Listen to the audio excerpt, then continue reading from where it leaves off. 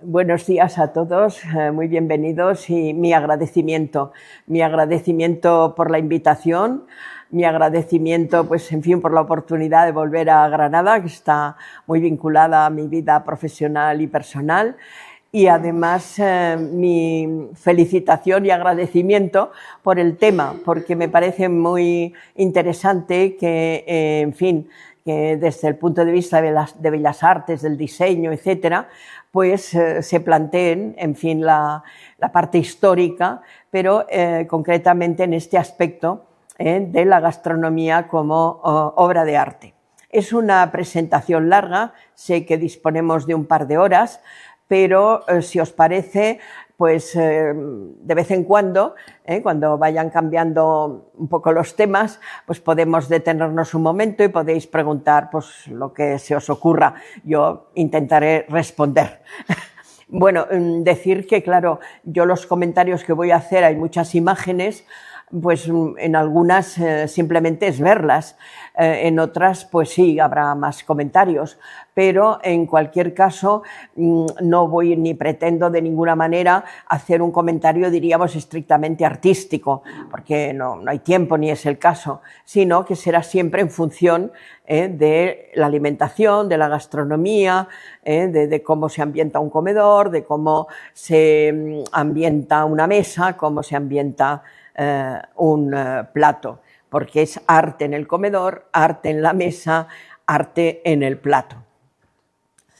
La alimentación es una necesidad vital que todos los seres humanos compartimos y que a lo largo de la historia siempre ha estado presente.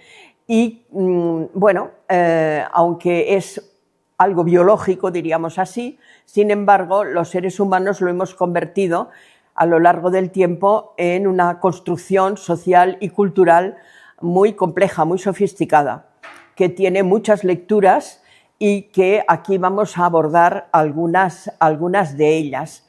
Pero yo reto que ahora, cuando tengáis cada día el plato delante, aparte de disfrutar la comida, que esperemos siempre que sea buena, pero en cualquier caso no pensar en la historia que tiene detrás, la cantidad, diríamos, de experiencia humana que hay en cada uno de esos momentos. Es una obra de arte, una auténtica obra de arte, un arte efímero si queremos, porque, en fin, por muy sofisticado que sea el plato, se trata de comérselo. Y el comedor, pues muchas veces, o la mesa se decora, se ornamenta en función del momento en que se va a comer. Es además una obra de arte que expresa muy bien la creatividad del cocinero que ha hecho el plato, pero también de todos los que han colaborado a la hora de vestir la mesa, a la hora de servirlo, o sea, hay que ver cada uno de los pasos. En fin, vamos a ver que hay muchos artistas, diríamos así, anónimos, que trabajaron muy bien, pero luego veremos que hay auténticos artistas de primera línea que hacen verdaderas obras de arte, que son, en fin, obras maestras. Por tanto, en este tema ha intervenido, en fin, infinidad de gentes de niveles muy diferentes. La alimentación es un placer sensorial absoluto que integra los 5 sentidos. Básicamente el gusto, el olfato y la vista, pero en segundo término también el tacto, el oído. Hoy día, por ejemplo, esta preocupación por las texturas, etcétera, que incluso pues, el que sea crujiente y cosas de este estilo, pues también se tienen en cuenta. Y voy a empezar comentando unas series de cuadros que seguro que conocéis bien, pero desde el punto de vista alimenticio, que es esta serie sobre los sentidos, el placer de los sentidos. En la pintura, y con ocasión de una visita de los archiduques Alberto e Isabel Clara Eugenia, cuando eran señores de los Países Bajos, concretamente en 1618, se pensó que para honrarlos se les iba a ofrecer, eran muy amantes de las artes, grandes coleccionistas y grandes protectores en fin, de todas las artes y de la pintura especialmente, ofrecerles unos cuadros que representaban precisamente los sentidos. Y, en fin, espero que se vea bastante bien. Este es un cuadro de entrada referido a otros cuadros, porque es el sentido del gusto y a la hora de representarlo en un interior, pero con imágenes hacia el exterior, pues hay una serie de cuadros, diríamos, incorporados, que son muy interesantes y que, en fin, aquí no tenemos mucho tiempo para comentarlos, pero hay una representación de la cocina abundante, de las bodas de Caná, en fin, de diferentes festines, como aquí en un detalle tal vez podéis ver mejor, o sea que hasta en ese sentido hay una especie de diálogo entre el cuadro y otros cuadros, y esto se producía en la realidad, porque muchas veces en los comedores pues había grandes obras de arte decorando, en fin, ese comedor, ¿no? Entonces, ya desde un punto de vista más estrictamente alimenticio, pues explicar que, en fin, hay toda una serie de representaciones, por ejemplo, de la importancia de la carne de caza. Si veis, en este primer término del cuadro, es un auténtico bodegón, que lo que hay sobre todo son animales, porque la caza tenía un gran valor gastronómico, se apreciaba mucho, pero además porque en la época el ir a cazar formaba parte de la vida cortesana. Era una manera de ir al aire libre, era una manera de, no sé, diríamos, de estar en forma para la guerra, porque era montar a caballo, era disparar, pero luego tenía esa parte, diríamos, ya digo, de prestigio cortesano. Y aquí, a la derecha del cuadro, pues también se ve en primer término parte de ese bodegón que os comentaba, no sé si se puede ver bien, y en cambio al fondo, en esa escena que hay al aire libre en una especie de bosque, pues también hay escenas de caza. Por tanto, la importancia que tenía la caza en la alimentación de las clases poderosas, porque eran los que cazaban, pero también en la alimentación, ya no la caza de animales importantes, sino, en fin, una caza menor, diríamos así, para campesinos, incluso para todos los que colaboraban en estas grandes batidas de caza, que luego se repartían parte de las piezas. Bueno, los manjares que hay sobre la mesa, pues son también muy interesantes, porque una de las cosas más llamativas es precisamente una cosa que era muy, no sé, muy apreciada también en la época, muy admirada en la época, que a nosotros no sé si nos gustaría mucho, pero porque hay otra sensibilidad hacia los animales, ¿no? Y era, diríamos, reconstituir animales con, en fin, no sé, con el cuerpo, las plumas, para hacer que estaban ya cocinados, pero se les daba esa presentación. Y entonces aquí tenemos, por ejemplo, tenemos un cisne, tenemos también, si aquí lo veis a lo mejor más en detalle, un pavo real, porque claro, estas plumas, esto ya desde la época medieval, pero continuó en la época moderna, pues era una cosa muy llamativa y era una cosa extraordinariamente difícil, porque había que volver a montar el animal y procurando naturalmente que no se... en fin, que no se estropeara, diríamos, todo ese plumaje. El cuadro es un auténtico elogio de la gastronomía, de la opulencia de los banquetes, de lo que es la vida de corte, pero también, en fin, incluso tiene una carga moral, porque de alguna manera también indica que de ese gusto, de ese placer del gusto, se puede caer con facilidad en la gula y además incluso, como ya veremos, hay referencias a un paso más, que sería, como dirían los moralistas, la lujuria, ¿no? Bien, hay otras pinturas, otras series parecidas, también dedicadas a los archiduques, en que, por ejemplo, esta, que es de Rubens, aunque eran colaboraciones de varios autores, porque unos pintaban a lo mejor los personajes y otros pintaban la parte más de bodegón. Esta es como un poco más realista, porque en la anterior veíamos un sátiro que es el que estaba sirviendo, ¿no? En cambio aquí pues vemos, en fin, camareros. Es siempre este arte del banquete cortesano que, en fin, indica, volvéis a ver, esa afición a lo asombroso, a lo, en fin, que realmente demuestra la habilidad de los cocineros, ¿no?, para preparar estos pasteles donde sale la cabeza y la cola del animal, ¿no? Aquí tenemos también el que más llamativo es otra vez un pavo real, pero también hay un faisán, etcétera. ¿Qué pasa? Que en este, también se veía en el otro, pero en este es más llamativo también la parte que hay de marisco y concretamente de ostras. Esta presencia de la volatería, que nosotros hoy día, cuando pensamos en pollos y gallinas, pensamos en algo, en fin, casi de segunda categoría, porque como se cría de una manera industrial, pues ya no tiene, en fin, esa especie de magia de la época, que era algo muy apreciado. Y los campesinos lo criaban, pero solo lo comían en acontecimientos del día de la boda o no sé, el día de Navidad o días muy extraordinarios, ¿no? En cambio, era muy apreciado en las mesas de calidad.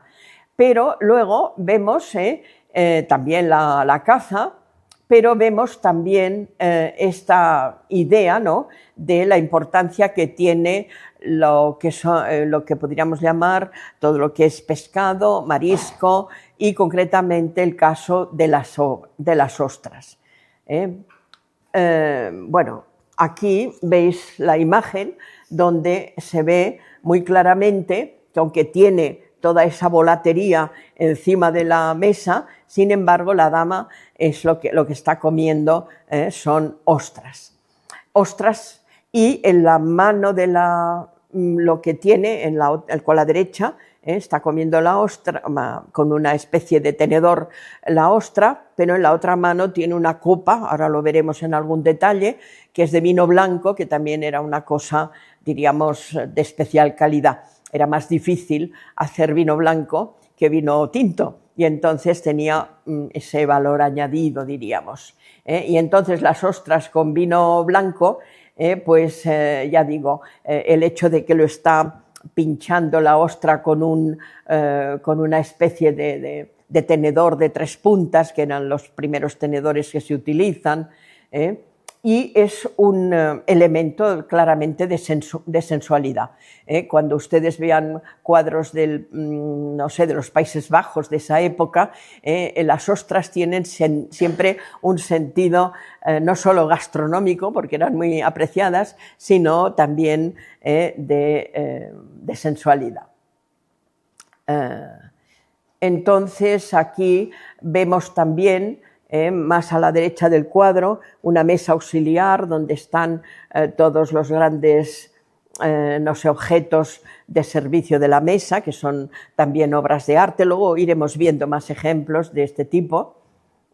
Por ejemplo, es muy interesante la fuente de dulces, que aquí lo veis mejor, los dulces, pero luego que estaba muy también de moda, diríamos así, esta especie de arbolitos que eran con unas hojas plateadas o doradas y con estandartes, banderitas, etcétera.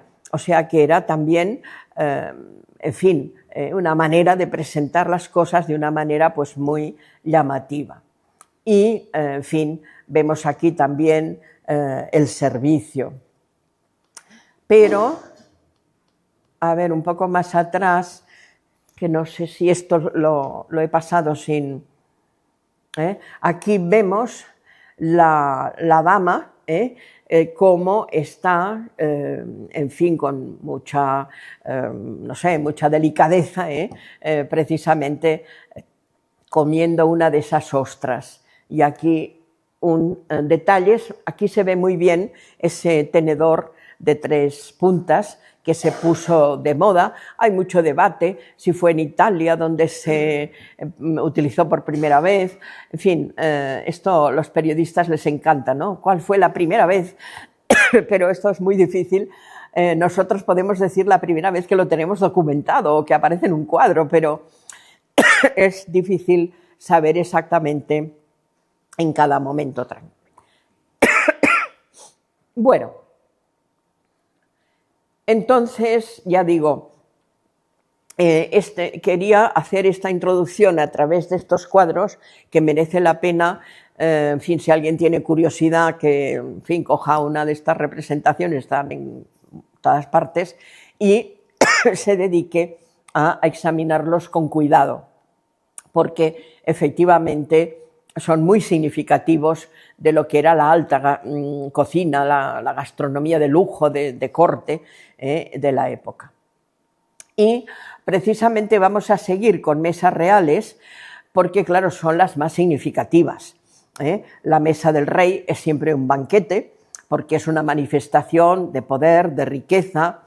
Además, en los grandes momentos de la monarquía, aparte de no sé, otros actos de tipo religioso, de tipo político, pues siempre hay un gran banquete, forma parte, diríamos, de todo el conjunto, de todo el programa, ¿no? Y en ese sentido también en otras ocasiones, con ocasión de una boda real, veremos también algún ejemplo, o de la celebración de una victoria o de una paz, en fin, cosas de este estilo, porque tienen un gran simbolismo. No solamente es comer, no solamente es comer mucho, no solamente es comer bien, sino que es hacer una celebración más allá. Podríamos empezar desde la antigüedad. Esto hubiera sido inacabable, entonces yo me he centrado sobre todo en medieval, moderna y contemporánea, que a lo mejor con mucho menos, pero es que me interesaba mucho que vierais cómo va evolucionando, cómo va cambiando. Porque, claro, en historia lo que importa es eso, precisamente todo el proceso, que hay continuidades claramente, pero también hay cambios, también hay novedades y también hay una transformación que merece la pena brevemente seguir. Bueno, aquí simplemente mirad, mirad la mesa real, con, en fin, toda la decoración. Veis estas grandes naves, que, bueno, grandes en el sentido, no la de primer término, sino las que están encima de la mesa, que eran un objeto de decoración que marcaba la presidencia de la mesa, pero que contenía pues las especias, que eran productos carísimos, de lujo, a veces la servilleta real, bueno, del monarca, en fin, cosas de este estilo. Pero lo que importa es ver cómo en más de una ocasión, no es algo raro, sino que tiene una cierta frecuencia, es a través de la mesa real como se hace una representación de la monarquía, de la corona, en este caso varios monarcas. Aquí vemos un detalle más centrado en la mesa y los servidores que están llevando a la mesa pues los manjares. Aquí es una representación de la mesa de los caballeros de la estrella, de la Orden de la Estrella. Hay muchas, y siempre esta disposición de los caballeros, los reyes o los personajes importantes de frente, y si esto fuera la mesa real, pues aquí estarían los reyes y entonces los camareros, gentiles hombres de boca, en fin, que se llaman de muchas maneras, pues servirían, o sea, lo más extraordinario es que el rey no tiene a nadie delante, solamente el servicio. Luego ya veremos que hay otras opciones, por ejemplo esta, los caballeros de la mesa redonda. La mesa redonda tiene unos significados especiales, porque ahí la presidencia se diluye. Sí, los personajes más importantes están de frente, pero hay otros comensales, invitados especiales, diríamos, porque tampoco es cualquiera, que están en la mesa en el otro lado. Fíjense aquí encima de la mesa las piezas que, bueno, porque destacar la abundancia pues siempre es importante, aunque ya veremos que es muy interesante ver que sí, comer mucho era esencial. No se concebía una cosa ligerita y sencillita y en fin, no, había que comer mucho, pero no tanto para hartarse, que también, sino para poder elegir. Y entonces entraba en juego, como, claro, comer mucho, por muy poderoso que uno sea, tampoco puede comerse kilos y kilos de carne. Y entonces la idea es ya no solo comer mucho, sino comer bien. Es decir, comer cosas sofisticadas, complicadas, que solamente determinadas personas sean capaces de conseguir por los productos que son caros o difíciles de obtener, pero también porque los cocineros tienen que ser gente muy hábil, que sea capaz de hacer unas preparaciones hasta entonces nunca vistas. Nosotros hoy día hablamos mucho de la cocina creativa, pero eso es un fenómeno que se ha dado siempre y que es uno de los grandes lujos de la gente mejor situada, diríamos así, fueran reyes o fueran, en fin, alta burguesía, etc. Bueno, hay muchas más imágenes, perdonad. Aquí, por ejemplo, vemos otra donde también en un nivel más alto, una especie de, en fin, de tarima, como hay aquí, está el personaje principal, en este caso el rey, que en según qué momentos ceremoniales come solo, porque la soberanía es solo del rey, y eso es una manera también de representar esa individualidad, esa exclusividad. Y luego, en cambio, en torno a la mesa real hay otras mesas más bajas donde están los grandes personajes de la corte. Aquí también volvemos a ver esa tarima y ahí hay una pareja. Luego, aquí vemos cómo una de las servidoras presenta ese famoso pavo real con todo ese plumaje. Luego, cuando vinieron los pavos americanos, sustituyeron a los pavos reales, porque la carne del pavo real era como más dura, diríamos, más seca, y en cambio la de los pavos americanos, que se llaman pavos por los pavos reales, porque les recordaba que también hacían rueda con la cola y cosas de ese estilo, pero, en fin, en la época medieval y en gran parte de la época moderna, el pavo real es más, a veces incluso que por la calidad de la carne, por lo aparatoso, ¿no?, lo espectacular del plumaje. Bueno, hay muchísimos ejemplos, pero es interesante ver las diversas disposiciones de las mesas. Esta ya es de menos categoría, gente noble, pero ya no es el rey. Aquí 3 damas presidiendo una mesa, y los servidores. Aquí también es un hombre con 2 damas, un caballero con 2 damas. La mayor parte de los que hemos visto son de fuentes francesas, pero en cambio esta es de española, concretamente de la Corona de Aragón. Y aquí pues es muy bonito ver el servicio, pero como decorando la mesa, por ejemplo, hay flores, cosa que también era muy característica, y luego pues hay un músico que está amenizando el momento. Aquí, por ejemplo, ya también es muy interesante porque vemos, en fin, los servidores, un bufón, igual que hay músicos, pues a veces hay gente que, en fin, se dedica a entretener, diríamos, a los personajes. Uno muy conocido, que seguramente habréis visto alguna vez, es una imagen del libro de horas del duque de Berry, que es hermano de Carlos V y tío de Carlos VI de Francia, que fue un gran mecenas cultural y que encargó este libro decorado, ¿no? Que es el libro de las ricas horas del duque de Berry. Y entonces hay una imagen muy, en fin, muy conocida, pero que merece la pena porque es muy, muy significativa. Aquí, por ejemplo, que se ve más claramente la mesa y veis los diversos platos del servicio, la famosa nave que comentábamos antes, y una cosa que se ve aquí, que luego también comentaremos, iremos repitiendo cosas porque esto es muy polivalente y hay mucha información en cada una de las imágenes. Y veis aquí, por ejemplo, el caballero trinchante. No se cortaba la carne asada o las carnes de diversos tipos. Los guisos era otra cosa, pero los grandes platos de asado, que era lo más noble y lo más apreciado de la época, no se cortaba en la cocina. Se cortaba delante del señor y delante de los comensales sobre la mesa de la presidencia, y no lo podía hacer cualquiera.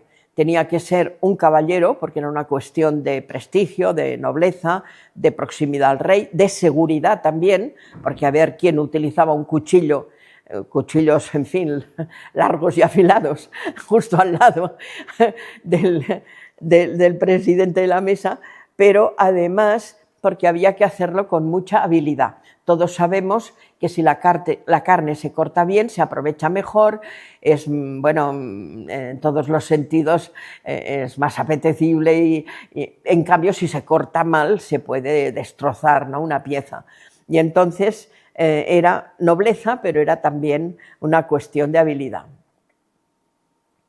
Y pasamos ya a los siglos XVI y XVII, los siglos ya diríamos que son muy importantes para la monarquía española, y vamos a empezar precisamente por una imagen que es la mesa de los Austrias.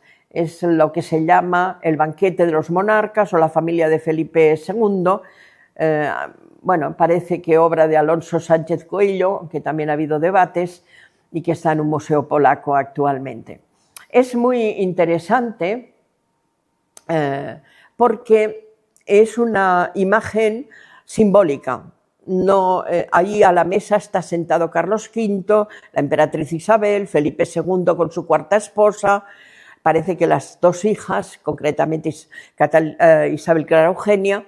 Entonces, todos esos personajes no podían haber estado sentados en la mesa porque pertenecen a épocas distintas y bueno, algunos habían fallecido cuando llegaron los otros. Pero es muy simbólico porque es una escena de mesa, por tanto de algo básico que es la alimentación cotidiana, pero trascendido a un simbolismo de lo que representa la dinastía de los Austrias y concretamente la Casa de Austria en España, ¿no? Y además es muy interesante ver la mesa, porque es una mesa muy rica, muy plural, que además en la época de Carlos V, que era un gran gourmet y comía mucho, a veces lo presentan con, en fin, como, no sé, que comía excesivamente. Todos los reyes de la época comían excesivamente. Y por lo que sabemos, si alguien comía más que ninguno era Enrique VIII, que acababa los festines, aparte de que comía mucho, bebía mucho, y acababa debajo de la mesa. Entonces, pero lo que es muy interesante es que la cocina del emperador es una cocina muy sofisticada, muy prestigiosa, que se inspira mucho no solo en la cocina alemana y bueno, de los Países Bajos, ¿no?, flamenca, del origen de Carlos y que trajo esa tradición a España, sino luego de lo que encontró en España. Y entonces, en ese sentido, se le ha dado siempre, si ustedes leen libros de gastronomía, verán que apenas se menciona o no se le da ninguna importancia, pero es culpa de que hemos estudiado muy poco todavía todo esto. Y entonces, pues bueno, los franceses que llevan mucho tiempo estudiándolo, pues se han apropiado, diríamos, y entonces parece que lo que pasa en España pues no tiene interés, pero es porque no lo conocemos bien. Y entonces realmente la cocina de Carlos es muy interesante, y además, bueno, como ustedes saben muy bien, estuvo en Granada y él conoció aquí también muchas costumbres y tradiciones, incluso moriscas, ¿no? Y bueno, es muy interesante ver hasta qué punto la cocina que se forma es una cocina pues, muy plural, de síntesis de todo esto. Bien, aquí vemos la mesa real. Aquí un detalle, vemos por ejemplo el copero que está sirviendo a Carlos V, que es el que está en ese extremo, y luego fíjense otra vez los tenedores de 3 puntas que se utilizaban, una manera, esa idea, ¿no?, de que cogían la comida y arrancaban así las patas de no sé qué animal. Bueno, eso en la corte siempre hubo un nivel de, no sé, de limpieza y de delicadeza, que además no venía al caso que tuvieran que arrancar ninguna cosa rara porque había el trinchante que cortaba para poderlo comer todo bien con comodidad.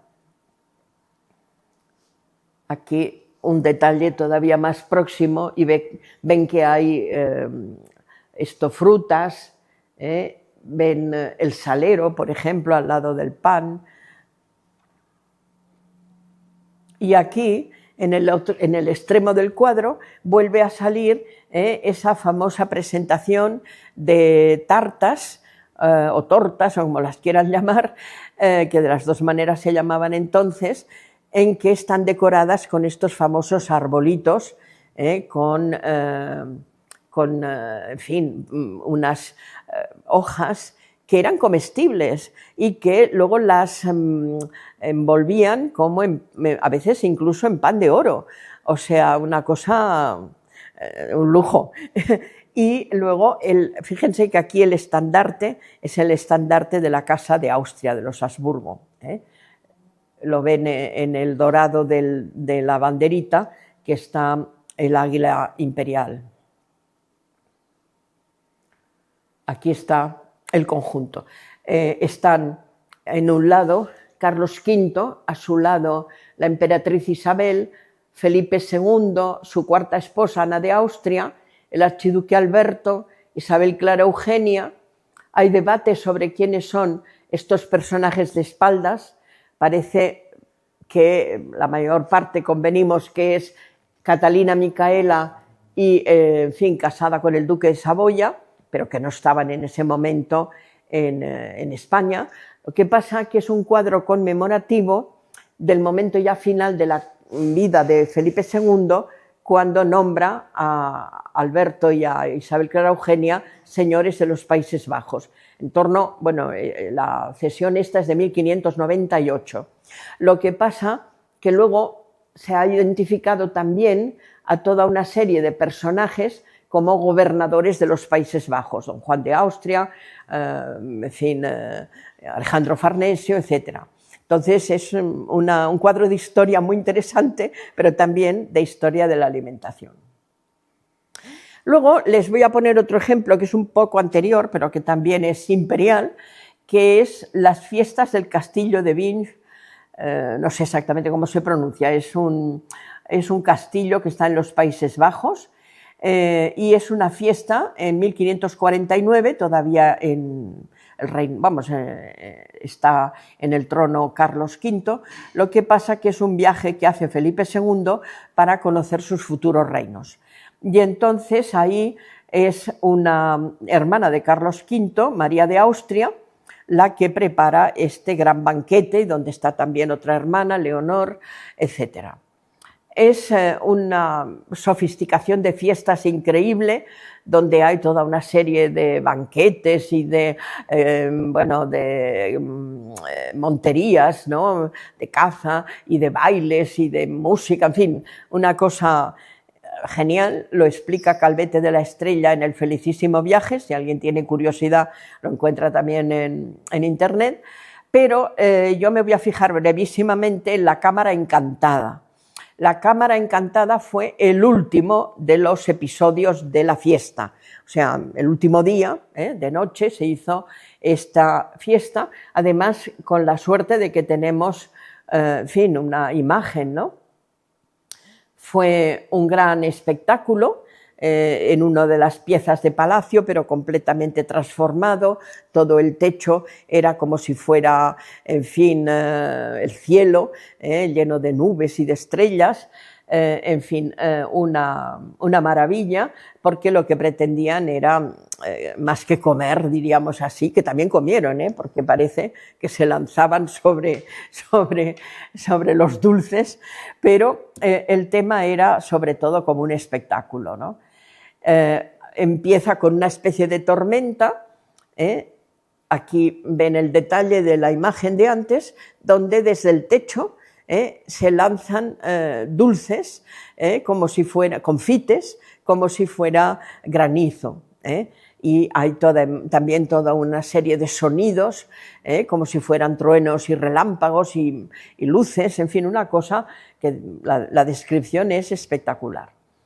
Es un festival de colores, porque habrá dulces de todos los colores. El color más prestigioso del dulce era el blanco, porque se suponía que, bueno, se suponía con razón, que el azúcar, que en aquel momento todavía era algo muy, no demasiado abundante y por tanto, en fin, muy caro y muy difícil de obtener, para que fuera realmente de calidad tenía que ser súper refinada, súper blanca, súper brillante, y era realmente como una gema, era como si fuera una piedra preciosa. Y bueno, fueron bajando toda una serie de mesas, hay la descripción, bueno, y los personajes, a medida que iban bajando estas mesas, que era como si fuera, pues no sé, una especie de, como en un teatro, ¿no? Que van cambiando los escenarios, y entonces, pues bueno, iban probando de todos estos dulces, ¿no?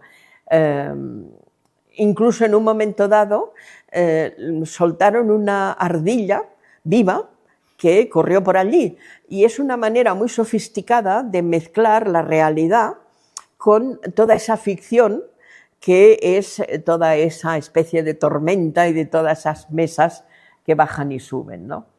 Y ahí, bueno, pues tiene también todo una especie de significación que va más allá, no de lo que es la comida, sino que es la política, etc. Aquí vemos un detalle de las mesas que subían y bajaban, y aquí están los personajes reales, que son los principales protagonistas y los principales en disfrutar de todo esto.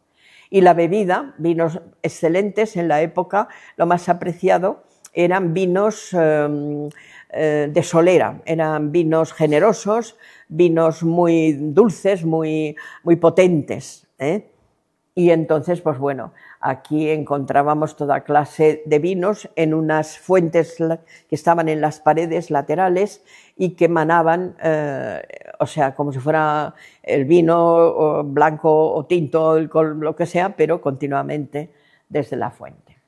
Bueno, hay mucha descripción, pero ya digo, si alguien tiene curiosidad, puede buscar el libro de Calvete de la Estrella, El felicísimo viaje, y buscar este festejo.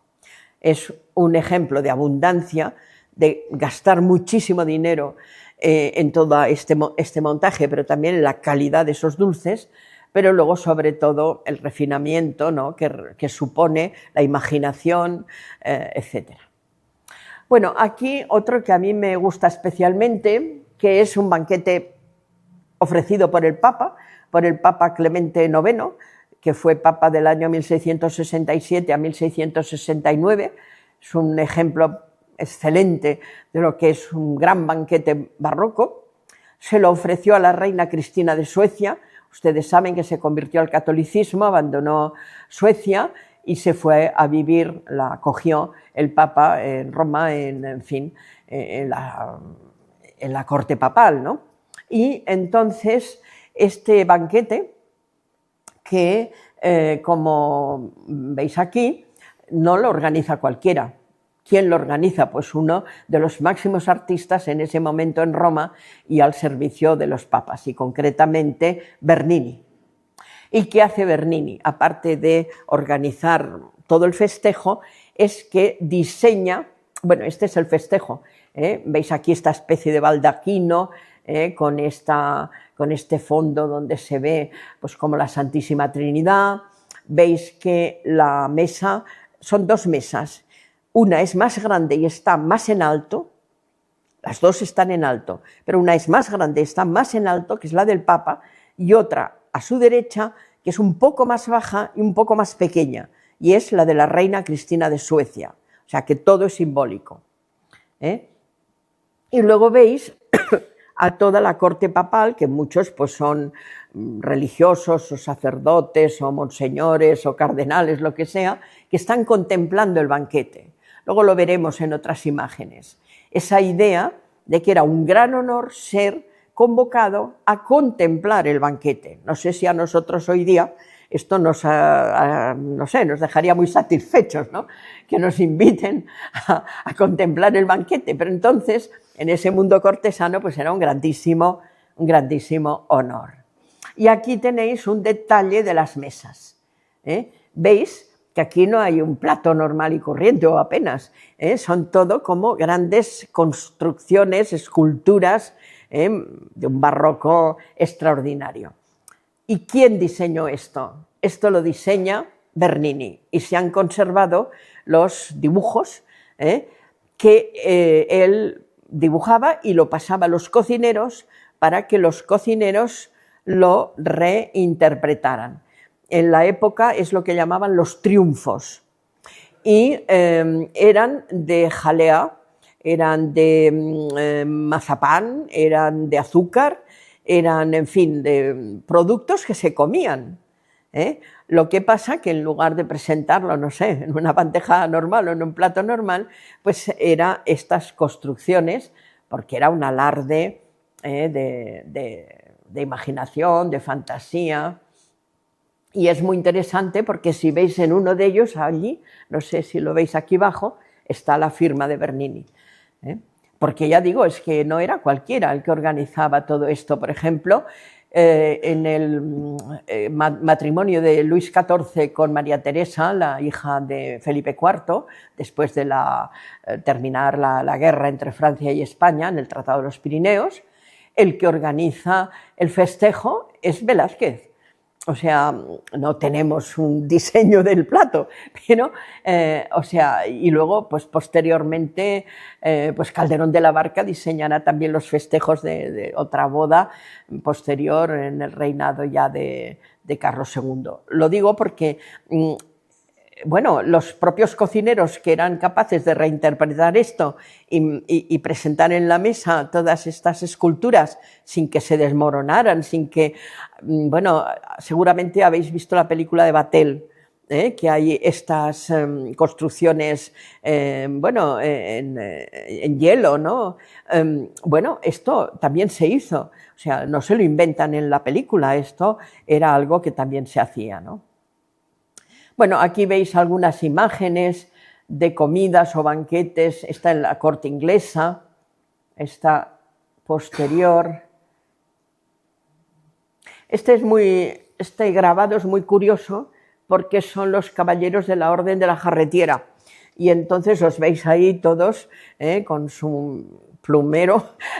Pero lo que es muy interesante es ver la mesa, porque, claro, era muy importante, la mesa no se ponía, no era como hoy día, que te sirven ya emplatado, etcétera, no, era en bandejas o en platos, dependía, pero toda la mesa cubierta, y entonces, bueno, cada comensal iba comiendo de lo que tenía más o menos próximo, porque estaba repetido, no es que en una punta de una mesa hubiera una cosa y en la otra punta otra, pero luego esto se tenía que poner siempre de una manera también diseñada, de manera que no era cuestión de ponerle el plato en el primer sitio que en fin, se le ocurriera.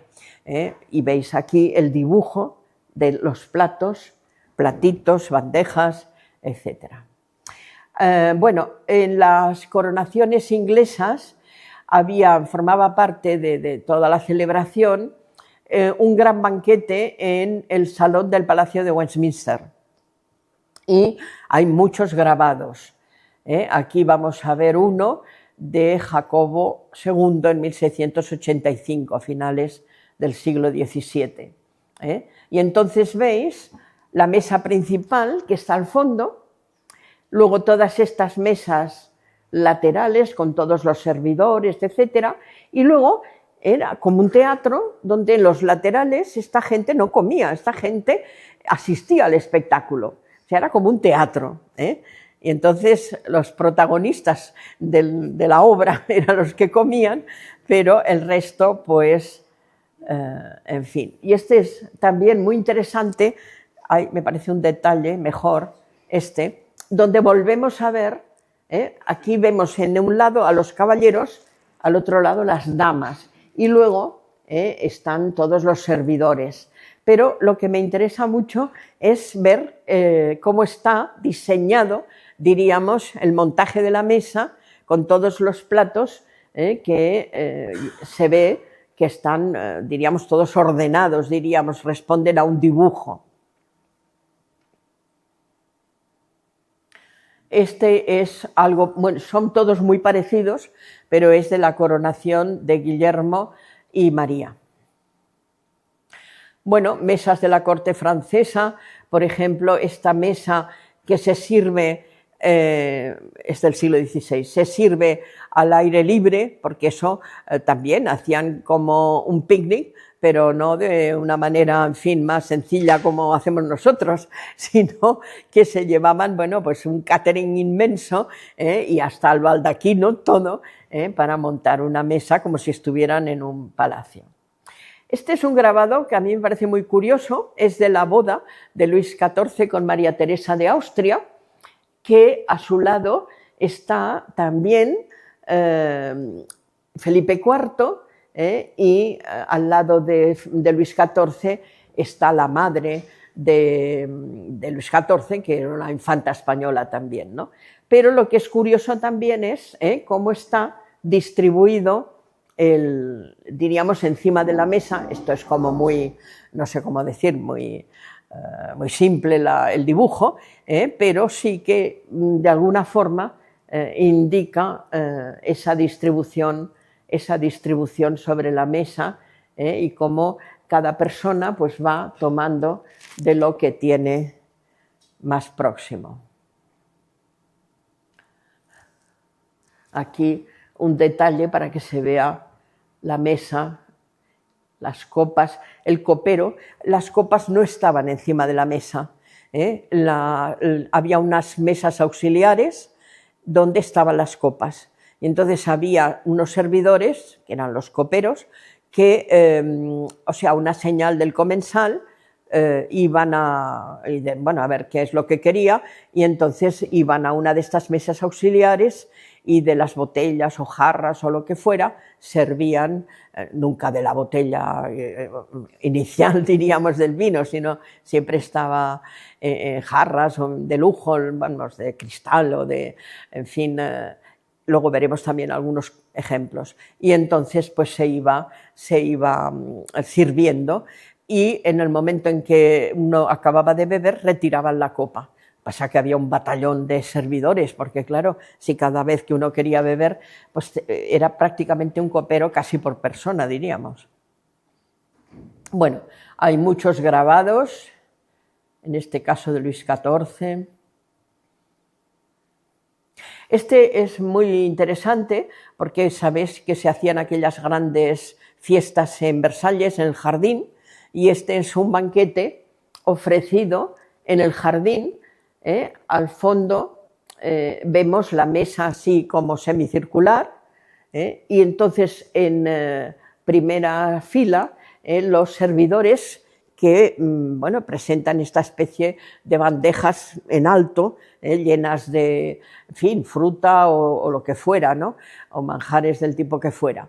Y entonces era realmente como un ballet, porque muchas veces era con música, porque claro, toda esta presentación no era una cosa así desordenada o no sé, hecha sin pensar, sino que estaba todo calculado, igual que en un ballet, pues hay una coreografía, pues esto era poco más o menos ese mismo estilo, ¿no?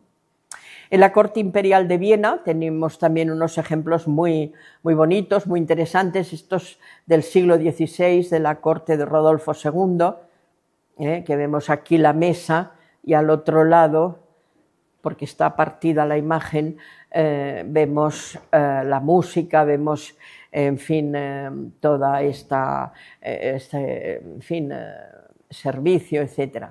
Las mesas, con todo esto, que eran construcciones que unas eran de adorno, pero otras eran realmente comestibles, ¿no? Donde había pues de todo, castillos, árboles, otra vez esta obsesión por todos estos arbolitos decorados. Aquí vemos otra de estas mesas, todas estas son de la corte de Viena. Bueno, no sé, descansamos un minuto, si quiere hacer algún... Luego pasamos a mesas reales, pero del siglo XVIII, que son ya un poco diferentes. ¿Alguien tiene alguna curiosidad? Ah, muy bien. La pregunta de imaginación, de todas esas mesas, si tuviese que elegir una como historiadora, donde pudiese estar, ¿cuál le apetecería visitar? Imaginariamente. ¿Cuál de esas mesas a lo largo de la historia le parecería más interesante estar en? Bueno, cualquiera de ellas, pero bueno, no sé, yo soy más especialista en el siglo XVIII. Y he hecho también en otra etapa de mis investigaciones la biografía de una reina de España, la segunda esposa de Felipe V, de Isabel de Farnesio. Y siempre digo que a mí me hubiera gustado comer en esa mesa, se comía muy bien, porque la reina era también muy, en fin, muy refinada comiendo, y comía abundante, pero además, en fin, muy elegido, porque además hablaban y había como más, no sé, como una conversación, era una cosa, porque estas son cosas, este tipo de mesas existieron en la realidad y tenemos descripciones. Lo que pasa es que yo he hecho la opción más de ver imágenes para que, en fin, o sea, no se come solamente con la boca, se come con los ojos, ¿no? Pero además porque, siendo vosotros de Bellas Artes, yo creo que lo podéis apreciar y sacarle más provecho, ¿no? Pero es muy visual, pero claro, en el momento era una cosa que estaba muy rígidamente marcada por el protocolo, por la, en fin, quiero decir, había una seriedad que no, muchas veces en estas comidas no se hablaba, no, en fin, era todo como muy ceremonial, era casi como una liturgia. Y entonces, en ese sentido, igual que el tema de que cuando uno dice, bueno, todos estos platos, pues es una barbaridad. Sí, era una cosa de poder y de riqueza el comer mucho, pero es lo que decíamos, no era tanto por comer mucho, sino como poder elegir, porque poder elegir es siempre, no sé cómo decir, ¿no? Como un privilegio, porque uno, o sea, en toda esa época, hasta ya el siglo XIX, donde ya empiezan a cambiar las cosas, es como si uno, en lugar de ir a un restaurante y que te den la carta y tú eliges en la carta, no, como si te sirvieran toda la carta del restaurante encima de la mesa. Y entonces, bueno, tú eligieras así sobre lo que te apetece en aquel momento, ¿no? Pero en la corte y sobre todo en estos grandes banquetes muy ceremoniales, diríamos, era muy rígido, porque, ya digo, es muy interesante también otro aspecto, aquí no trataré, que es el tema, por ejemplo, la mesa. ¿Qué es lo que se puede hablar o no se puede hablar en la mesa? ¿Qué es lo ideal en una comida? los gastrónomos ya desde la época del Renacimiento dicen que siempre hay que ser número impar. Y entonces, o las 3 gracias o las 9 musas, dicen que eso es lo ideal para una mesa. Y otra cosa es una mesa de pareja, que también hay toda una serie de consideraciones, pero es, no sé, es una cosa muy curiosa sobre lo que se puede o no se puede hablar en la mesa. Nunca hay que hablar de política, nunca hay que hablar de religión, nunca hay que hablar de enfermedades, nunca hay que... O sea, hay una serie de cosas prohibidas para que no, la gente no se enfrente, no se discuta o cause, en fin, no sé, algo que resulta poco agradable, ¿no?, de escuchar mientras uno está comiendo. Bueno, pues vamos siguiendo, pero de verdad, si alguien... ¿Sí? Había en aquella época documentación sobre los chefs, es decir, igual que hoy hay nombres muy importantes, grandes chefs, en aquella época hay documentación de los nombres de los chefs que elaboraron esas comidas. Bueno, hay los recetarios de cocina que... bueno, también hay dietarios de personas que escriben sus memorias y les gusta comer y dan información sobre lo que comían y tal. Pero lo que es como fuente más importante son los recetarios de cocina. Porque el recetario de cocina en la época, aunque hay algunos que son más familiares o más incluso profesionales, los recetarios de los confiteros, son como sus libros, diríamos, de aprendizaje y de mantenimiento de los conocimientos.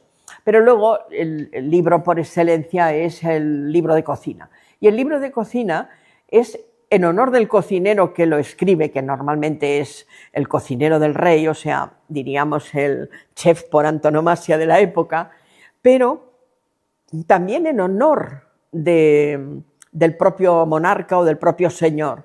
Porque así como a un rey, pues el ser el mecenas de un gran artista o de un gran pintor o de un gran escultor es un honor, o sea, se considera que también el tener a su servicio un chef de primera era un gran honor, porque, o sea, es verdad que lo consideraban un criado, también consideraban a Velázquez un criado o a Bernini, o sea, porque era al servicio del señor, pero no era un servicio cualquiera. Ellos lucharán por su prestigio y por su consideración, pero es que además también el monarca, diríamos, lo tenía como formando parte de su gloria, diríamos así, ¿no?, de su prestigio. O sea, es muy interesante porque el señor prestigia al cocinero, pero el cocinero prestigia al señor. O sea, no es lo mismo comer en una corte en que se comiera mal, porque, por ejemplo, en la corte del siglo XVI se comía mal en Francia, en cambio se comía muy bien en España. Y ya digo, muchas veces tenemos una información limitada, porque lo hemos estudiado todavía poco, os animo al que quiera a meterse en estos temas, y en cambio hay veces que parece más importante lo que se ha estudiado más, porque es lógico, ¿no? Muy bien. Sí. Habla de una película, Batel, ¿no? Creo. ¿Qué película o serie recomienda que recreen o que considere que recreen mejor este tipo de banquetes, recreen bien cómo se comía en la época que están representando? Bueno, Batel fue un cocinero que existió de verdad y la película está bastante bien hecha, bastante bien hecha. Porque efectivamente indica hasta qué punto un cocinero sirviendo grandes banquetes colabora al prestigio del señor y sirve, porque precisamente fue cuando el rey visitó al gran condé, cuando el gran condé aspiraba a dirigir, a ser el jefe del ejército en la guerra que iban a hacer contra Holanda. Entonces, es hasta qué punto es un elemento, diríamos, político, de peso, por qué. Y bueno, en la película pues parece que hay una parte como más de la, bueno, diríamos, no sé, de la relación amorosa con la dama, etcétera. Bueno, no, esto no se conoce para la realidad de lo que pasó, pero sí que es posible que Vatel se suicidara precisamente cuando pensó que no iba a llegar el pescado que tenía que formar parte del siguiente banquete y le hundía pues todo su programa, ¿no? Y, en fin, le desprestigiaba. Entonces, es una película bastante bien hecha y bastante aproximada, diríamos, a la realidad, pero bueno, siempre, claro, es en fin, la libertad del creador, en este caso ya no el cocinero, sino en este caso del que es, bueno, el director de la película, ¿no? El que hace el guión de la película.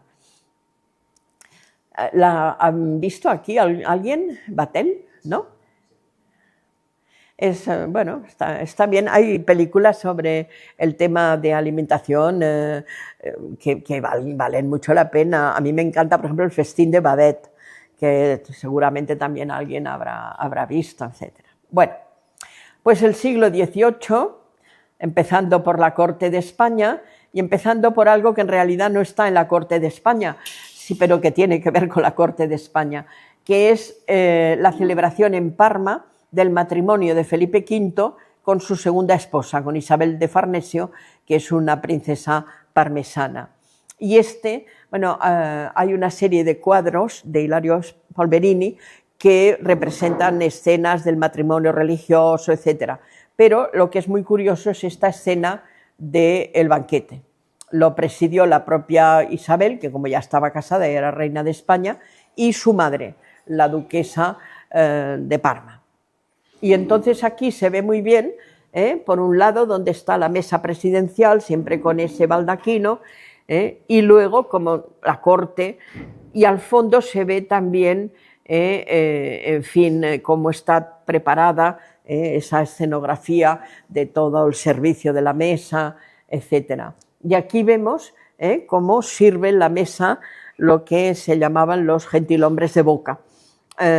Y realmente es como si fuera un ballet. Ahí se ve muy bien, diríamos, que o sea, las posiciones que adoptan no caminan de cualquier manera, tienen como unos pasos ceremoniales, como si fuera una especie de procesión. Y estos que van de rojo, que son estos gentilhombres, lo entregan a otros que van de negro, que son los maestresalas, y presidiendo siempre está el mayordomo mayor, que es el que está al lado de la mesa, al lado de, no se ve muy bien, pero bueno, allí. La comida de Carlos III, comiendo ante su corte en el nuevo Palacio Real, que, bueno, no había un comedor montado para ser comedor, sino que en una de las salas pues se montaba la mesa, porque la mesa, por eso se dice montar la mesa, porque era unos tableros, ¿no? Que se ponían según iba a ser más o menos gente la que asistiera al banquete. En este caso era el rey y comía él solo, en ese momento él era viudo y ya no compartía la mesa en el sentido de comer varias personas sentadas juntas, pero sí por un montón de gente que le acompañaba, gente de la corte y luego los servidores.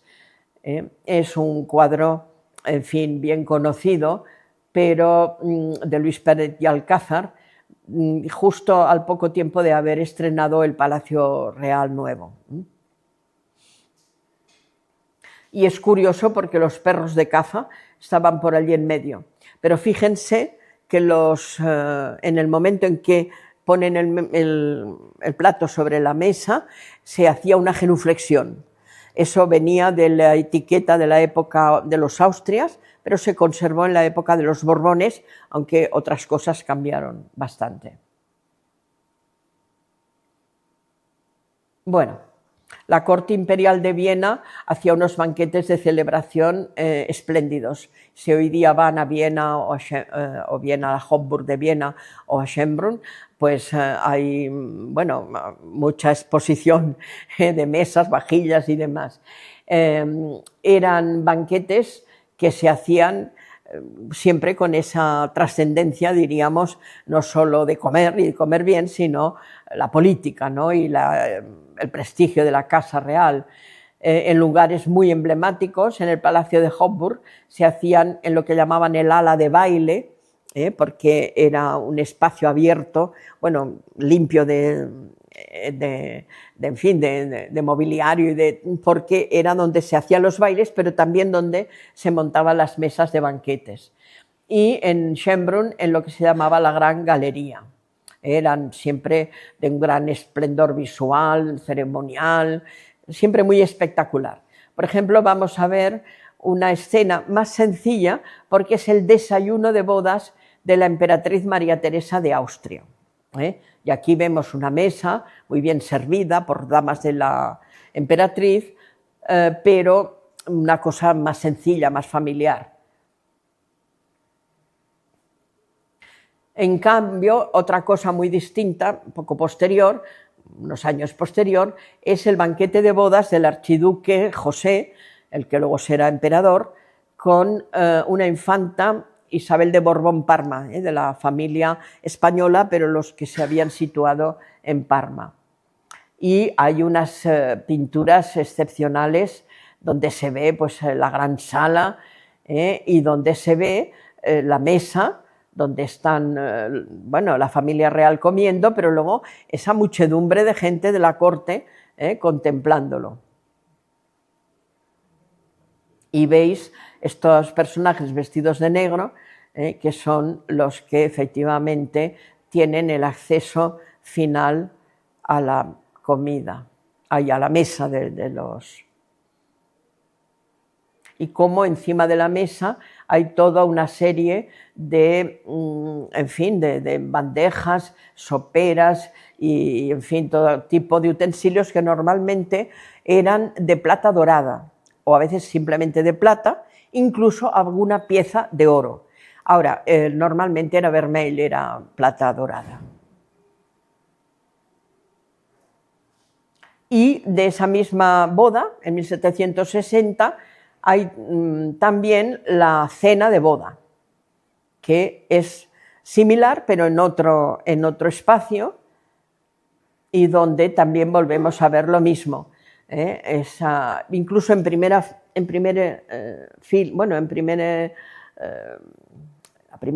esto del cuadro, veis que aquí estaban los músicos. Luego hay toda una serie de galerías donde hay gente simplemente viéndolo, y luego pues lo que es propiamente la mesa. Y luego un tipo de banquete ya muy diferente, que es el banquete de coronación, en este caso en Frankfurt, que es la coronación de José II. Y ahí el ceremonial todavía es como más simbólico, porque aquí veis que al fondo está la mesa donde está el emperador, y luego, en cambio, en medio de la sala, lo veis aquí, tenemos otra mesa donde está todo el servicio. Además, en el caso de Viena y de la corte imperial de Viena, es que hay pinturas que lo reflejan muy bien, porque, por ejemplo, en la corte de Francia, pues hay veces que hay menos, porque, por ejemplo, a veces son grabados, como este, que es simplemente la paz de principios del siglo, ¿no? Pero en cambio este es un banquete de coronación de Luis XV en Reims, que sabéis que es en la catedral de Reims donde los consagraban, y aquí veis a Luis XV, que era todavía muy pequeño, un niño casi, un adolescente, y que está sentado aquí solo. Y en cambio luego en los laterales hay todo de mesas y luego también mucha gente contemplándolo. El banquete de bodas del delfín Luis XVI, futuro Luis XVI con María Antonieta, bueno, fue un despliegue brutal, o sea, Luis XV se gastó ahí lo que queráis, lo celebraron en la Ópera de Versalles, porque ahí ya se veía claramente que era puro teatro, ¿eh? Y bueno, un centenar de platos, esculturas de azúcar, en fin, una cosa. Y entonces esto pues es el Teatro de Versalles, donde, en fin, en la platea, diríamos, bueno, en el sitio donde está, en fin, como si fuera una obra de teatro, pues está ahí la mesa, y es un dibujo y no se ve demasiado bien, pero es como una impresión, ¿no?, de lo que fue aquello.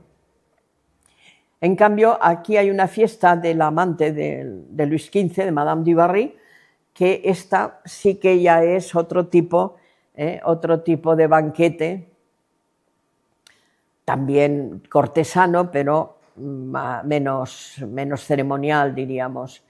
Pero veis también estas decoraciones de las mesas, que son como unos templetes. Otro caso muy interesante es el banquete de bodas de Napoleón, esto en el Palacio de las Tullerías. Y entonces es una mesa donde en el centro está la pareja que se ha casado, Napoleón, pero luego vemos otros personajes de la familia que están también sentados a la mesa. Y aquí lo que vemos son unos grandes candelabros, porque eso también era siempre, bueno, todo tipo de decoraciones. Y lo que es muy curioso, no sé si se aprecia del todo, que aquí, lo que es la tradición, hay una nave, de esas famosas naves que vienen ya de la época medieval. En este caso no está delante de Napoleón, porque, en fin, se trata de que los personajes principales no queden ocultos por ningún tipo de adorno, diríamos así, pero está todavía en la mesa. Hay una nave en cada extremo de esta mesa. En la corte de Gran Bretaña volvemos a ver todo ese montón de representaciones de las coronaciones en Westminster y de otras parecidas. Una cosa muy curiosa es la corte de Prusia, Federico II, donde Federico II, que como sabéis era un monarca muy ilustrado, que en fin era en ese sentido muy rompedor, diríamos así, pues entonces establece que en su corte se come en una mesa redonda, y volvemos otra vez a ese significado más igualitario de la mesa redonda, donde la presidencia existe, porque siempre es el comensal principal el que marca la presidencia, pero en cambio la mesa no tiene una distribución, diríamos, desigual. En fin, este es un cuadro un tanto naif, pero que es interesante, porque se mantienen las mesas auxiliares, etcétera, pero luego ya los invitados pues están así en el entorno, porque a Federico II le gustaba a veces comer con escritores, con pensadores, con filósofos, como se llamaban en la época, ¿no? Y aquí otra pintura ya no tan naif como la anterior, donde volvemos a ver esta misma idea en Sanssouci, que era uno de los lugares de verano, diríamos, donde él comía con todos estos intelectuales. Aquí la corte de Suecia, el Palacio de Estocolmo en la Nochevieja de 1779. Entonces volvemos a ver la mesa de la familia, luego todos los cortesanos en el entorno y cómo les servían. Pero es interesante porque si uno va buscando, van saliendo representaciones de este tipo. Es verdad que a veces son cuadros que no tienen un gran valor artístico y entonces pues quedan como un poco marginados, ¿no? Pero en cambio para el tema histórico pues dan información y es interesante. Bueno, voy a saltarme alguna parte, porque aquí había todo un apartado sobre el arte de servir la mesa, pero, en fin, Aquí veíamos, por ejemplo, lo que antes hemos visto, ¿no? Como este personaje, que algunos dicen que podría representar al duque de Alba, pues lleva la mesa y el otro el copero, en fin. Pero esto, como ya algo hemos comentado, bueno, estas mesas en forma de U, también muy típicas del siglo XVIII, esa es italiana, de Longhi, pero, bueno, aquí comiendo ostras, el famoso banquete de ostras, el banquete francés de ostras, pero esto ya es completamente informal, y aquí comiendo ostras, y es una de las primeras imágenes donde se ve, bueno, que están brindando y están bebiendo champán. O sea, entonces... ¿Sí? Perdón, no le oigo. ¿Cómo conservaban las ostras si es un producto tan delicado? Bueno, mira, de entrada, abrir una ostra, en fin, no siempre es fácil, hay que tener cuidado y hay que tener algún instrumento adecuado, porque si lo haces con un cuchillo o así se te puede escapar y te puedes cortar. Pero veis que aquí hay todo de criados que lo que están haciendo es abrir las ostras. Abren las ostras, las ponen en estas bandejas y entonces las sirven en la mesa, ¿lo veis? Y entonces ya en la mesa, aquí yo no veo ni siquiera ningún tenedor de esos que veíamos antes, ni nada de eso, sino que seguramente desde la propia concha de la ostra la tomaría. Pero voy a pasar todo esto, porque si no, no nos quedamos demasiado. Y vemos esta decoración de la mesa con los grandes centros, ya hemos visto, pero ahora los veremos más en detalle. El tema de la mantelería, en fin, de manteles y servilletas, que es interesantísimo, la disposición de los platos, en fin. Y entonces vemos esto que hemos visto ya varias veces, pero que podemos encontrar en bodegones muchos otros ejemplos. Otro de estos grandes cisnes reconstituidos sobre esta especie de pastelón que llamaban en la época, ¿no? Y en bodegones de los Países Bajos pues encontramos varios. ¿Lo veis aquí? Es un pavo real. Y luego las copas y, en fin, toda la vajilla. Aquí, por ejemplo, pues en estas conchas que se convierten en copas. Bueno, esto ya lo hemos visto antes. Y luego, por ejemplo, esto es interesante porque es el diseño que está en un libro de cocina de cómo hay que poner sobre la mesa un servicio. Porque entonces no era el servicio a la rusa, que llamaríamos hoy, de alguien que bueno, a veces te podía poner una sopera o te podía poner una bandeja, pero luego el plato, luego finalmente hoy día te sirven emplatado, ¿no? Te ponen el plato. Entonces, pero aquí no, era todavía el sentido de poner sobre la mesa toda la serie, diríamos, de platos. Y veis que aquí hay un dibujo de cómo hay que ponerlo. Y ahí está considerado si es carne, si es pescado, si es empanadilla, si es... en fin. Y además los colores, o sea, se tiene en cuenta el colorido. Si no sé, una crema de calabaza, pues tiene un color intenso, en fin, todo esto está pensado. Las formas, los colores, la disposición del plato más grande, plato más pequeño, en función de lo que ellos llamaban platos y lo que llamaban platillos. Y los platillos era un plato, pero en un formato más reducido. No era exactamente una tapa, como nosotros diríamos hoy, pero así como había platos de grandes raciones, había platos más pequeños. Bueno, esto que hemos visto antes, de cómo se distribuía en una mesa todos estos, la famosa nave, que era la decoración principal de la mesa en la época medieval y en el Renacimiento, que era un lujo. Y aquí, por ejemplo, lo vemos sobre la mesa, pero aquí en cambio vemos a un criado que la lleva para situarla encima de la mesa. y luego algunas que se han mantenido, incluso algunas se han convertido luego en relicarios, porque eran obras de orfebrería muy refinadas, ¿no?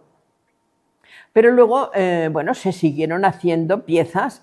A mí me encanta el salero famoso de Cellini, que está en el Museo de Viena, que fue creado para Francisco I de Francia. Es una maravilla, es una obra de una exquisitez extraordinaria y de un lujo extraordinario. Es un salero, no es una cosa, parece, pues yo qué sé. Y los aparadores, esas mesas auxiliares que estaba el servicio de la mesa, pero que además era una manera aparador, como una vitrina, pero que no era vitrina porque eran unas, en fin, como no sé cómo decir, ¿no? Como si fuera una estantería de libros, pero toda cubierta con las piezas, ¿no? Aquí, por ejemplo, tenemos un bodegón español donde vemos todas esas piezas del servicio de la mesa, pero que también eran obras de arte. Hay muchas de vidrio, por ejemplo. Una cosa muy interesante es el tesoro del delfín, que a lo mejor lo han visto ustedes en alguna ocasión en el Museo del Prado. El delfín es el hijo de Luis XIV y el padre de Felipe V. Pasa que él murió antes que Luis XIV, antes que su padre, y nunca llegó a reinar, y es hijo de un rey y padre de un rey, pero él no fue rey, se llamaba Luis también, porque en aquel momento de principios del siglo XVIII mueren muchos miembros de la Casa Real francesa.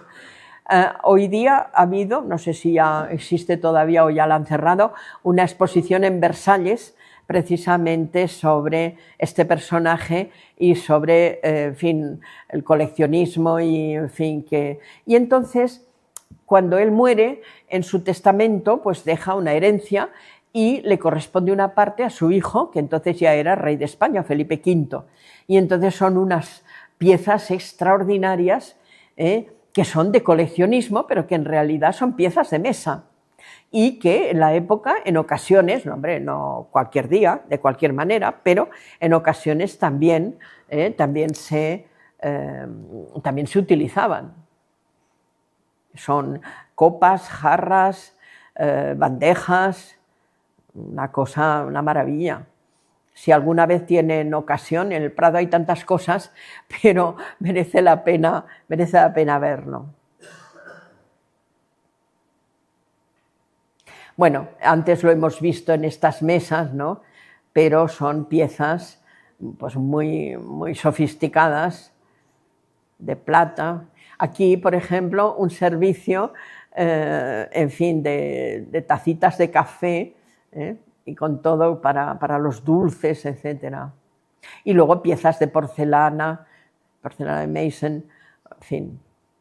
Esto es inacabable, pero es muy interesante porque a veces cuando uno va a un museo, no sé, hay tantas cosas que a veces hay partes que se las salta. Y es muy interesante también porque fijarse, ¿no?, en todo esto que es una taza, un plato, pero que se convierte realmente en pequeñas obras de arte. Aquí vamos a ver un caso que es el dessert de la mesa de Carlos IV, que lo compró cuando él todavía era príncipe de Asturias. Es un centro de mesa, obra de un artista que se dedicaba a esto, Luigi Balladir, que trabajaba en Roma, trabajó para papas, para reyes, y concretamente, uno de los que construyó o elaboró fue este de Carlos IV, que primero lo compró la emperatriz Catalina la Grande de Rusia, pero que luego pasó a diferentes manos y finalmente lo compró el que será luego Carlos IV. Es espectacular, aquí está como más reunido, pero iba distribuyéndose según lo grande que fuera la mesa del banquete, y son todo como de templetes, todo en piedras semipreciosas, en plata, incluso en oro, en fin, una maravilla, aquí todo arcos de triunfo. y en fin, columnas, una cosa que es una preciosidad. A veces está expuesto en el Palacio Real y hoy día también en el Museo Arqueológico de Madrid. Es una vajilla. Luego está, por ejemplo, la vajilla de Carlos IV, que se la regaló Luis XV, y bueno, es un regalo de bodas, pero que luego, pues bueno, se fue haciendo y en Sèvres, y que luego la recibió él tiempo después con los dos, bueno, el nombre, ¿no? Las letras, Carlos y Luisa, María Luisa de Parma. Y es una preciosidad toda con dibujos, en fin, toda decorada de muchísimas piezas. En Buen Retiro a veces completaban cuando faltaba alguna pieza o se rompía o algo. Este, por ejemplo, que es un enfriador. Esto se llenaba de hielo y entonces se ponían ahí las copas. Bueno, lo de los dulces como joyas comestibles, que algo ya he explicado, el sabor dulce, que era, en fin, el sabor por excelencia. Nosotros hoy día en una recepción, pues bueno, también habrá dulce, pero sobre todo pues hay salado, no sé, puede haber jamón ibérico de bellota o puede haber caviar del Volga, pero en la época no, en la época cualquier recepción de categoría era siempre y solo de dulce, porque el dulce se consideraba lo mejor de lo mejor. Hoy día nosotros tenemos todo el azúcar y todo esto un poco menos que condenado, ¿no? Porque lo consideramos, en fin, que engorda o que no es bueno para la salud o que uno se puede volver diabético. Bueno, en la época no, en absoluto, se consideraba que era algo prácticamente mágico y aunque es verdad que debido a las grandes explotaciones de monocultivo de la caña de azúcar en América y además mantenidas por mano de obra esclava africana, pues entonces, cada vez había más cosecha y más oferta, pero bueno, siguió siendo siempre algo muy, muy de lujo, diríamos así, ¿no? Y hay bodegones preciosos donde, aquí es curioso porque está la caña, para que no haya duda de que aquí no están trabajando con miel, que era el endulzante, en fin, por antonomasia, ¿no? Y bueno, todas estas... no sé cómo explicar, las galletas enrolladas, ¿no? Que en España se llamaban suplicaciones. Y aquí se ven estos dulces blancos que decíamos que tenían pues mucho mérito. Bueno, me salto más cosas. El arte de la repostería. Por ejemplo, un libro español del siglo XVIII, obra de un de un repostero, pero un confitero, que es Juan de la Mata, que proviene de las montañas de León, de un pueblo perdido. Una amiga mía de la Universidad de León, la catedrática de la Universidad de León, María José Pérez, me llevó un día exprofeso al pueblecito ese, que hoy día prácticamente no existe, está como perdido, para que viera de dónde había salido Juan de la Mata. Y este hombre de este sitio, en fin, de plena montaña, pues acabó en Madrid y se hizo pues muy famoso. Y publica el que es el libro de repostería más famoso español. Y es muy interesante porque ahí se ve muy bien el valor que da a las formas, a los colores, para no solamente que una confitura o que un dulce pues sea de gran calidad, sino que sea bello, que sea realmente, en fin, hermoso, que llame la atención, ¿no? Y entonces él, explica cómo hay que hacerlos, pero también cómo hay que presentarlos en esas mesas. Esto de los ramilletes era la manera de presentar los dulces como si fuera un ramo de flores, pero en dulce. Y entonces aquí hay toda una serie de esquemas de las mesas, cuando él explicaba todas esas recetas de dulces que él había puesto en el libro, cómo había que presentarlas. Esta es para 30 comensales. Esta ya es para 70, me parece que pone, no sé qué pone. Bueno, pero cada vez son más, para más comensales, más importantes. Aquí ya vemos todo un castillo y este es, en fin, para más de 100 o no sé qué, y como veis es toda una especie de construcción que es como una escultura. Bueno, muy curioso también todo el tema que tiene que ver con los manteles, con la ropa de la mesa, ¿no? Bueno, es una historia que se remonta a Egipto y al Imperio Romano, pero es muy interesante ver cómo va evolucionando. Al principio son de lino, lo hacen por una cuestión de limpieza, de dignidad, también para proteger la mesa a veces, porque hay mesas que también son obras de arte en sí mismas, y luego eran generalmente de lino, blancos o de colores, teñido, o bien, en fin, con algún tipo de dibujo, pero esto luego se va haciendo cada vez más sofisticado, pasan a ser de lino fino, luego de seda, hay decoraciones geométricas, pero luego, por ejemplo, ya en la época moderna, pues son con encajes, con bordados. Luego una cosa muy curiosa es que hoy día en las mesas de calidad el mantel se pone planchado, incluso en una mesa del Palacio Real lo planchan sobre la mesa para que quede absolutamente impoluto. Y en cambio, en toda esta época ya del final de la Edad Media y de la época moderna, era de moda, bueno, aquí vemos algún ejemplo, que se mantuviera el plegado, porque claro, eran manteles grandes, esto se conservaba plegado en un arca, y entonces era no sé, de moda o de distinción el mantenerlos plegados, y entonces en algunos casos, pues bueno, estas ya son...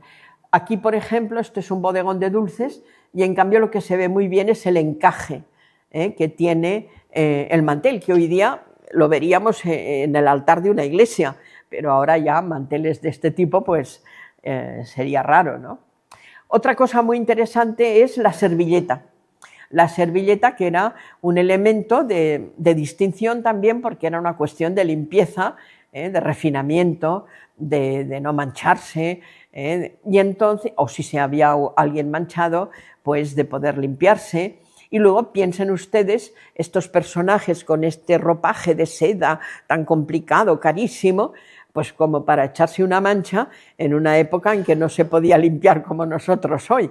Por tanto, es interesante. Aquí, por ejemplo, vemos que al principio se limpiaban o utilizaban como servilleta los faldones del propio mantel. Luego empiezan, aquí lo vemos, a dar grandes servilletas que la gente se las ponía normalmente en el hombro o a veces encima de las, diríamos, las rodillas, como podemos hacer nosotros hoy día, ¿no? Y luego los servidores también las llevaban en el hombro o en el antebrazo. Aquí vemos los dos ejemplos. Este lo lleva en el antebrazo y este en el hombro. Pero aquí también es muy bonito ver el mantel, con todos estos dibujos y con todos los flecos, etc. En el caso aquí también vemos que el mayordomo lo lleva también en el hombro. Las servilletas, que eran entonces al principio pues muy grandes, bueno, pero luego también había cosas, diríamos, más populares, ¿no? Aquí vemos servilletas, incluso este personaje que se la está poniendo, diríamos, para aquí en el cuello, diríamos así, ¿no? Para evitar mancharse. Y luego una cosa que es también una forma de obra de arte, que es el arte de doblar servilletas. Porque las servilletas, aquí las veíamos, en fin, en el hombro, así desplegadas, en fin, de cualquier manera, pero luego se convierten en una ornamentación más de la mesa. Y entonces Esto ya se hacía desde tiempo atrás, pero luego hay muchos testimonios, incluso hay libros especializados que explican cómo doblar la servilleta. Entonces aquí vemos ya de principios del siglo XIX una dama que está haciendo aquí dobladuras de estas. Y en los libros se veían la explicación de cómo había que doblar la servilleta. Y había muchísimos modelos, diríamos, de cómo doblar las servilletas. Aquí, servilletas actualmente dobladas al estilo, siguiendo estos modelos de los libros, una que es como una cofia, como si fuera un sombrero de señora, y luego otra que es como si fuera un pavo, no sé, que eran tan aficionados a lo de las plumajes, pues ahora convertido en servilleta. Y ahí, esta es una versión moderna, pero de esta manera, diríamos, de poner una servilleta como si fuera una cofia. Pero luego, en fin, hoy día hay mil maneras, y según los colores, según el servilletero, según si se pone encima del plato, al lado del plato, en fin, todo muy sofisticado. Y ya, en fin, en el poco tiempo que nos queda, banquetes del siglo XIX, por ejemplo, Jorge IV, que bueno, tenía fama de ser, en fin, un glotón de mucho cuidado y que organizó, en fin, algunos de los banquetes más sonados de la época, con un servicio. Este servicio de plata dorada se sigue utilizando en Inglaterra para los grandes banquetes que había dado Isabel II o que da el rey Carlos III actualmente, ¿no? Bueno, esto ya muy rápidamente, porque hemos visto muchos de estos, banquete de coronación, pero ya en la época de Jorge IV. Bueno, pero está la reina Victoria, en un banquete que le ofrecen, en un brindis. Ella está de pie porque están brindando por su salud, por su reinado. El banquete de bodas, que también sería otro tema muy interesante y este es una representación inglesa, pero aquí vemos a la novia cortando el pastel, pero lo he traído precisamente por la importancia que tuvo la tarta de boda de la reina Victoria. Y esta es una representación de esta tarta que pesaba una barbaridad, dice que 300 libras, en fin, vaya usted a saber, yo no estaba allí, pero en cualquier caso, fíjense que en la parte de arriba hay todo un grupo de esculturas, ¿no? Y si van a Viena, pues yo les recomiendo mucho que visiten alguno de los palacios, porque están las mesas puestas y da mucha idea, ¿no?, de cómo es todo esto. Bueno, me salto cosas y lo que me interesa es mostrar cómo ya en el siglo XIX sigue habiendo una voluntad de ya no solamente mesa, sino el propio plato, convertirlo en una escultura. Y, por ejemplo, en este caso, Antonin Carême, que era uno de los grandes cocineros estrella franceses de principios del siglo XIX, pues presenta este tipo en su libro de cocina, este tipo de construcciones, que es una cosa, como ven ustedes, pues muy complicada. A nosotros la sensación que nos da es muy barroca, no sé cómo decir, pero es siglo XIX. Y aquí tenemos una pintura de la época en que se ve un cocinero cómo está, en fin, elaborando uno de estos platos. En otro libro de cocina del siglo XIX también, de Gouffé, pues vemos todos estos montajes complicadísimos de cómo presentar las langostas o los langostinos o los pollos. Fíjense ustedes la complicación que tiene esto, porque además, claro, no solamente ha de hacer bonito, esto tiene que salir a la mesa, son también jaleas, etcétera, en condiciones de que no lo ponga uno encima de la mesa y se venga todo abajo. O sea, y estos son bueno, imágenes de sus libros de cocina. Y en España esto también sigue, porque la cocina española del 18-19 es una cocina completamente afrancesada, y aquí tenemos, en fin, la fuente de Poseidón, que aquí vemos, en fin, los langostinos, cómo hay que montarlos detrás. Y bueno, luego, por ejemplo, de Escoffier, uno de los grandes también de segunda mitad del 19, que podríamos hablar muchos platos, pero las peras Bella Elena, que se ofrecen en recuerdo, en honor de esto, ¿cómo se llama?, de una opereta, de una comedia musical, La Bella Elena, y aquí vemos un plato actual, pero hecho según los cánones, diríamos, o por ejemplo el melocotón Melba, que se hizo en honor de una cantante de ópera, y que, bueno, también fue una cosa muy espectacular, porque, en fin, está inspirada en una de las escenas de Lohengrin, y, bueno, es esta manera de presentar, en fin, un plato que en principio tampoco es tan complicado, pero que tuvo toda esa escenificación. O las fresas jubileo, que las hizo Escoffier para el jubileo de diamante de la reina Victoria, y que las fresas representaban los rubíes de la corona que llevaba la reina en esa fiesta, ¿no? Bueno, y luego, pues nada, hoy día, esto es Ferran Adrià, hay muy buenos cocineros en Granada, por supuesto, pero he puesto como ejemplo alguno de los de mi tierra, pero, en fin, ustedes son de Bellas Artes y lo pueden apreciar igual que yo, no, mejor. Y entonces, claro, ya no solamente son sabores, ya no solamente son colores, es disposición, porque además el plato, antes hablaban de vajillas, cómo han de ser los platos, qué tamaño, qué decoración, han de ser blancos, no han de ser blancos, en fin, todo ese debate. Y luego, pues, está pensado en función no solo del sabor, sino también de la forma, del color, de la disposición. Algunos complicados, todo esto es de Ferran Adrià.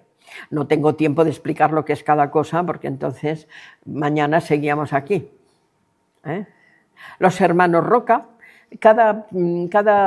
aparte de que hay, o sea, todas estas disposiciones, estos dibujos, estas presentaciones, tienen que ver con el arte de la época, tienen que ver con el arte de la época, pero luego cada uno de los cocineros tiene su propio estilo, unos más complicados, otros menos, unos no se dan preferencia a unos colores, a otros, este de los hermanos Roca, que en fin, es un plato complicado de montar. Aquí domina el verde. Aquí, en cambio, esta aureola como de color naranja. En fin, es muy curioso ver todos estos platos. Bueno, había también una parte sobre banquetes del Palacio de Oriente o de Windsor, pero para acabar, bueno, a ver, parece que solamente en las mesas reales, no. Incluso, por ejemplo, un fraile del siglo XVIII que tiene como sobrenombre Antonio Salsete, de salsa, naturalmente, es una manera, que escribió un recetario que hoy día se ha publicado, pero en la época era manuscrito, que se llama El cocinero religioso. Y, por ejemplo, advertía, los platos se componen con primor, picando perejil, O sea, que no es solamente actual esto del perejil. Y cebolla, cada cosa aparte, y bordando el borde, como asimismo con ruedas de limón picadas, alcaparrones partidos y semejantes frioleras que agracian. Es decir, un fraile que es cocinero y que va a servir en un refectorio, en un convento. Esto no es una mesa real. Y que sin embargo se preocupa porque los platos hay que componerlos con primor. Y efectivamente, hasta en casa, no es lo mismo la persona que no tiene cuidado y, en fin, allá va de cualquier manera, que alguien que se toma un poquito más de tiempo y de amor, diríamos así, por hacerlo con un poco más de gracia, diríamos. Por tanto, yo creo que en fin, que es interesante. Podríamos hablar también de... Aquí tenía fotos del famoso cocido madrileño de Lardi, porque esto no es igual que si te lo comes en un puchero, o sea, si es en una bandeja de plata, pero ya para despedirme, una cocinera muy joven todavía, también de mi tierra, que es la hija de los propietarios de un restaurante de la zona de Gerona que tiene 2 estrellas Michelin y se llama Les Cols, Las Coles, y que esta chica ha ganado en el año 24 el premio Michelin de joven chef, porque ahora ha sucedido a su madre y acaba de publicar un libro que es un libro que demuestra muy bien ese arte de la gastronomía.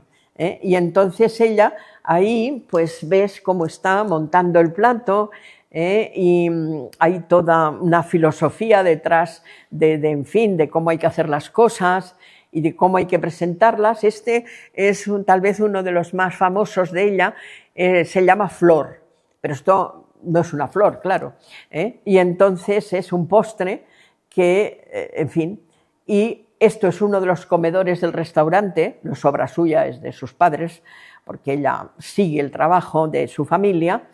Le costó un poco al principio, porque ella no veía muy claro, ¿no?, el quedar un poco condicionada, ¿no?, por el hecho de que sus padres pues, ya eran conocidos. Pero esta es la cocina. Por tanto, la cocina, el comedor, el plato. Y me hizo gracia porque el libro acaba de salir, la presentación fue la semana pasada, y entonces se ve que gente joven pues también se preocupa por esta idea, ¿no?, de que no solamente es que sea muy bueno, sino que el arte implica también esta parte, diríamos, de belleza y de cuidado en la presentación. Pues no sé, si hay más, estamos en la 1:05, pero no, si queréis, pues el tiempo que queráis, las preguntas que queráis.